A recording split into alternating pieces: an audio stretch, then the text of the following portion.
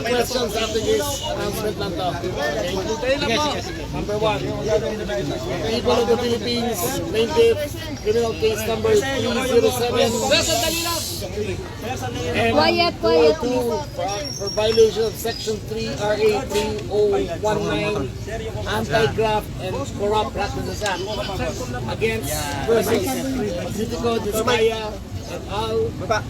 And for the case of criminal case 3573 and 2026, crime of malversation of public funds through falsification of public documents. Okay, as of now, ang 9 are already in custody.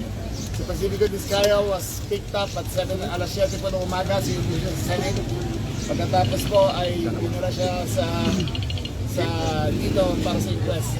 Okay, para maklaro lang. Yung mic. Para maklaro lang.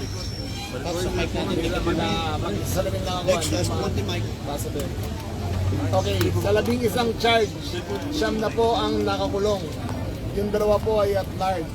2 po ay dinala dito. Siyam po ay nasa Quezon City, New Quezon City Jail at sa female dormitory ng Quezon City rin.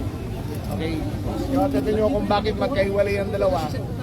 Ang Sandigan Bayan po ay kumukuha lang ng kaso kung salary grade 24 ba? May salary grade silang pwede at itong mga dito ay below the salary grade. Ang nakakulong na po. Except yung Okay. Si Zara Rowena Cruz Discaya, Roma Angeline Discaya Rimando, Norberto De Leon Santos, Merg Haron Caparas Laus, Pacifico Curly F. Discaya, Bryce Erickson Diaz Hernandez, JP De Leon Mendoza, Juanito Coronel Mendoza, Florilyn Yutok Simbulan.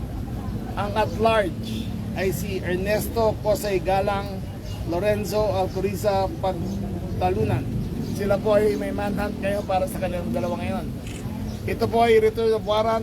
Iniintay po natin ang custody at remanding kung saan sila ikukulong ng judge. So iniintay pa natin yon. Ang nasin namin to ay nahuli na namin sila lahat.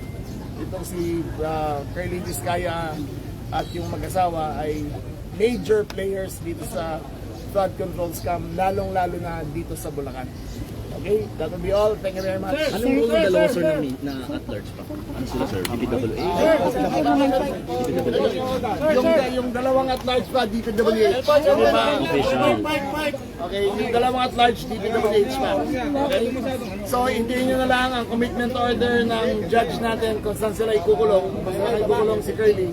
Pero most probably, in all probability, dito rin sa Bulacan sila makukulong. Sir, si Sarah po, nasa Cebu pa rin po. Nasa Cebu pa rin siya. May plan po ba ilipat siya dito? Hindi ko pa alam, depende yan sa DOJ at sa ombudsman. Pero yung 2 sir, may lead naman kayo na Meron naman. You're pretty close. Okay? Thank you very much. Thank you.